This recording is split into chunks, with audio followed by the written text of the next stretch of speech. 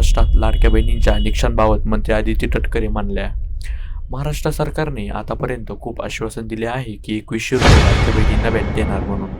पण आतापर्यंत 2100 रुपये एकाही महिलेच्या अकाउंटमध्ये आलेले नाही. 1500 रुपयाचा जो हप्ता मागे होता तो देखील आता पुढे चालू आहे.